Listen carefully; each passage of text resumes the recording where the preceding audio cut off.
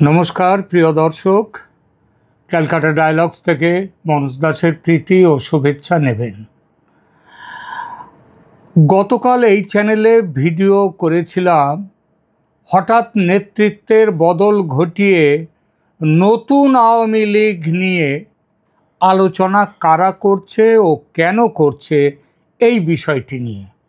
আওয়ামী লীগের মুখোশ মুখে এঁটে অনেকে এমন একটা ভাব করছেন যেন তারা আওয়ামী লীগের কত বড় শুভার্থী, আর এই শুভ চিন্তা থেকে তারা বলছেন আওয়ামী লীগ ভালো হবে, নির্বাচনে আওয়ামী লীগের ভবিষ্যৎ উজ্জ্বল যদি নেতৃত্বের বদল ঘটিয়ে তারা অন্য কাউকে নিয়ে আসেন নেতৃত্বে। অন্য কাউকে মানে কার জায়গায়? শেখ হাসিনার জায়গায়।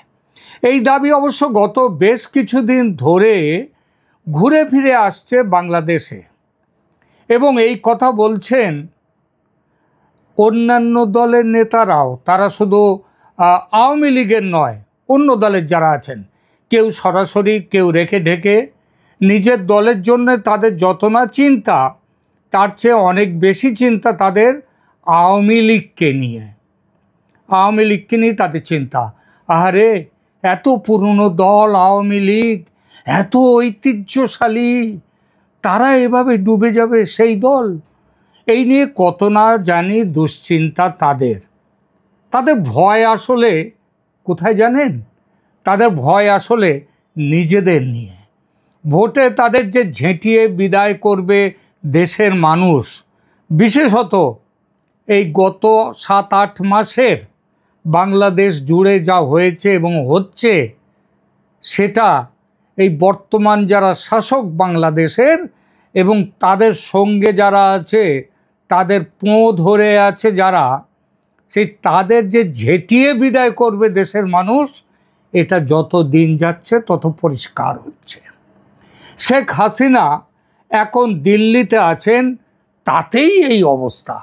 আর যেদিন তিনি দিল্লি ছেড়ে ঢাকায় পা রাখবেন, সেদিন শুধু সমর্থনের ঝড় নয়, সেদিন শেখ হাসিনা এবং আওয়ামী লীগের পক্ষে সমর্থনের একেবারে সাইক্লোন দেখতে পাবেন, সাইক্লোন। আর ভয়টা এখানেই। গত 7 মাস ধরে বিএনপি গাছের খেয়েছে, আবার তলার কুড়িয়েছে। বাংলাদেশের শহরে গ্রামে গঞ্জে চাঁদাবাজি আর তোলা আদায়ের রাজত্ব কায়েম করেছে যে দলটি, তার নাম বিএনপি। অন্য যারা, তারা ছুটকো ছাটকা। বিএনপি হচ্ছে পালের গোদা। এই যে চাঁদাবাজি, তোলা আদায়, মানুষের ওপরে নানা রকমের অত্যাচার সৃষ্টি করা, এই সবগুলো করছে বিএনপি। জামাতের সঙ্গে মিলে দেশকে আওয়ামী লীগ মুক্ত করার যে কাজ আজ চলছে দেশ জুড়ে, তার অন্যতম শরিক বিএনপি।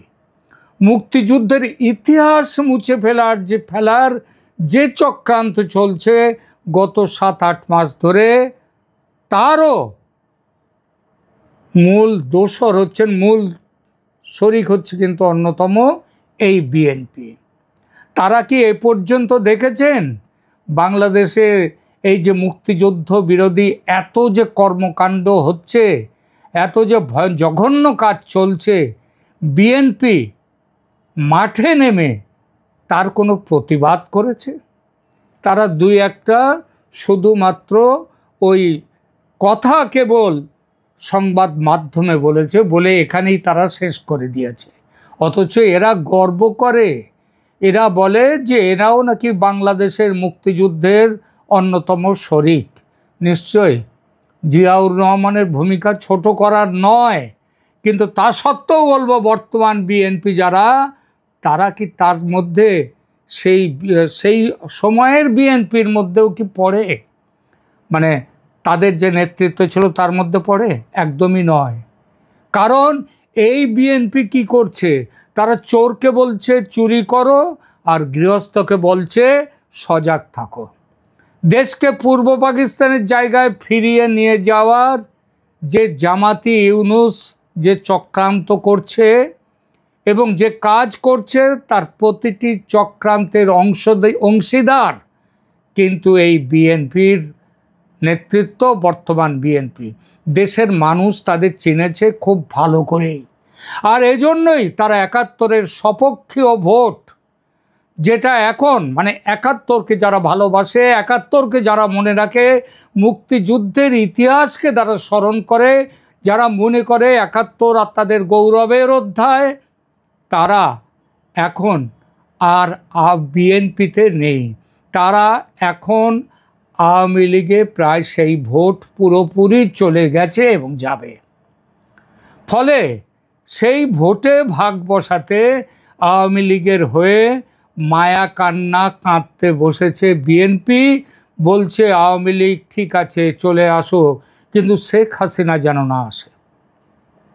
গতকাল শুক্রবার বিএনপি দলের মুখপাত্র রুহুল কবির রিজভী দলের পক্ষ থেকে বলেছেন আওয়ামী লীগ দেশের রাজনীতিতে ফিরতে পারে এবং বিএনপি তার বিরোধিতা করবে না। তবে এই তবেটা গুরুত্বপূর্ণ। তিনি বলেছেন তবে তাদের ফিরতে হবে দলের নতুন নেতৃত্ব নিয়ে। যে নেতৃত্ব কীরকম হবে সেটাও বলে দিয়েছেন বিএনপির ডাক্তার হয়ে গেছেন এখন, বিশেষজ্ঞ ডাক্তার। তারা বলছেন যে সেই নেতৃত্ব হবে দুর্নীতি মুক্ত এবং স্বচ্ছ নেতৃত্ব। হঠাৎ কালকেই কেন উঠল কথা? কারণ ঢাকা বিশ্ববিদ্যালয়ের দুটি ছাত্র সংগঠন গতকাল আলাদা আলাদা প্রতিবাদ কর্মসূচি করেছে নির্বাচনে আওয়ামী লীগকে বাদ দিয়ে নির্বাচন করতে হবে এই দাবি নিয়ে। এছাড়া ইন্টারন্যাশনাল ক্রাইসিস গ্রুপ, এটা আন্তর্জাতিক সংস্থা ক্রাইসিস গ্রুপ, তাদের একটা ডেলিগেশন গত পরশু ঢাকায় প্রধান উপদেষ্টা ইউনূসের সঙ্গে দেখা করে দ্রুত ফ্রি, ফেয়ার অ্যান্ড ইনক্লুসিভ নির্বাচন নিয়ে সরকারের কাছে বক্তব্য জানতে চেয়েছে। সরকারের ব্যাপারে কি মনে করে সেটা জানতে চেয়েছে এবং তার উত্তরে ইউনূস সাহেব বলেন আওয়ামী লীগকে বাদ রেখে নির্বাচনের কোনো পরিকল্পনা সরকারের নেই। আর এতেই প্রমাদ গুনেছে বিএনপি। এই বিষয়ে প্রতিক্রিয়া জানাতে গিয়ে বিএনপির ওই রুহুল কবির রিজভী সাহেব বলেছেন আওয়ামী লীগ অবশ্যই নির্বাচনে নামতে পারে, তবে তাদের নেতৃত্বে থাকতে হবে এমন মানুষকে যিনি কোনো অপরাধে দোষী সাব্যস্ত হননি, যিনি কোনো ছাত্রকে হত্যা করেননি, যিনি দেশের টাকা বিদেশে পাচার করেননি। আচ্ছা, অভিযুক্ত হওয়া আর দোষী সাব্যস্ত হওয়া এই দুয়ের মধ্যে তো ফারাক আছে। কারণ অভিযোগ উঠলেই কেউ দোষী হয় না। অভিযোগ উঠলে তাদের মধ্যে মানে দোষী সাব্যস্ত করতে গেলে তারপরে দরকার হয় বিচার পর্বের। এই বিচার পর্ব, অভিযুক্ত হওয়া আর দোষী সাব্যস্ত হওয়া দুয়ের মাঝখানে থাকে বিচার পর্ব। সেই বিচার পর্ব তো শুরুই হয়নি। তাহলে রিজভী সাহেব জাতে মাতাল, তালে ঠিক। বিচার পর্ব শেষ করে ভোটের ব্যবস্থা করতে গেলে তো কয়েক বছর লেগে যাবে। সুতরাং কি করা যাবে? তাহলে বিএনপি কি তাড়াতাড়ি ভোটের পক্ষপাতী নন? তারা এতকাল ধরে বলে আসছে যে দ্রুত নির্বাচন চাই, তাহলে কি দ্রুত নির্বাচনের সেই দাবি থেকে বিএনপি সরে আসছে? এবং ইউনূসের যে প্ল্যান অরিজিনাল, যে বিলম্বিত ভোট, অর্থাৎ আগে সমস্ত সংশোধন হবে তারপরে হবে ভোট, সেই দাবির পক্ষে কি বিএনপি মত দিচ্ছে? এই প্রশ্নটি উঠতে পারে। এটা ভেবে জনাব রিজভী তাড়াতাড়ি বলে দিয়েছেন আমাদের কোনো আপত্তি নেই যদি বিচার পর্বটা খুব তাড়াতাড়ি শেষ করে দেওয়া যায়। তিনি বলেছেন খুব তাড়াতাড়ি বিচারের ব্যাপারটা সেরে ফেলে, মানে যা হোক করে বিচারের ব্যাপারটা সেরে ফেলে আওয়ামী লীগের যাদের ফাঁসাবার ফাঁসিয়ে দাও, শাস্তি দিয়ে দাও, তারপর যারা সৎ পড়ে থাকবে তাদেরকে নিয়ে আওয়ামী লীগ চলবে এবং সেই সৎ আওয়ামী লীগ ভোটে নামলে বিএনপির কোনো আপত্তি নাই। বাহ রিজভী সাহেব, বাহ বা তার দল বিএনপি।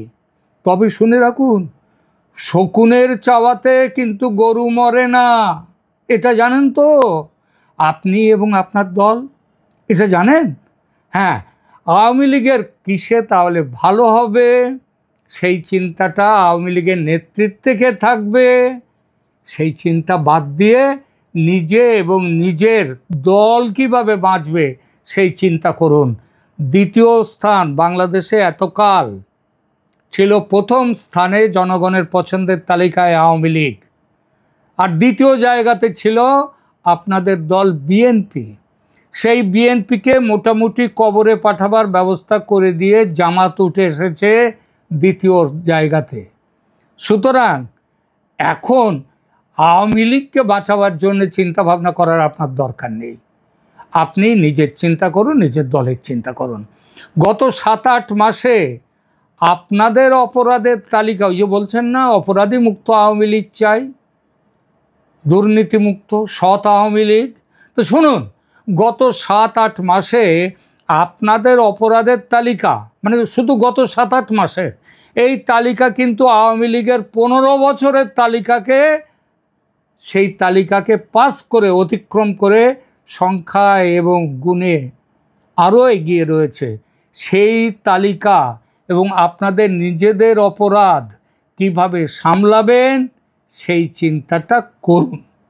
আওয়ামী লীগ কীভাবে বাঁচবে, আওয়ামী লীগ কীভাবে নির্বাচনে আসবে, ওই চিন্তা আপনাকে করতে হবে না। ওই চিন্তা করবার জন্যে অন্য অনেকেই আছে। হ্যাঁ, অন্য অনেকেই আছে, এটা মনে রাখবেন। আপনার চিন্তা করতে হবে না আওয়ামী লীগকে ভোটে তাদেরকে অংশ নিতে দেওয়া হবে কি হবে না, এটা বাংলাদেশের কারোর এই ব্যাপারে কিছু বলার অধিকার নেই, এখতিয়ার নেই। তারা যেটা কান্নাকাটি করবে নিজেদের দলের মধ্যে বসে বসে কান্নাকাটি করুক, আর ওই চ্যাংড়া কিছু চিংড়ি ওই যে ছাত্র নেতারা, ওদের আর কয়েকদিন পরে খুঁজে পাওয়া যাবে না, এটা মনে রাখবেন। আজকের মতো এখানেই রাখছি, ভালো থাকবেন, ধন্যবাদ।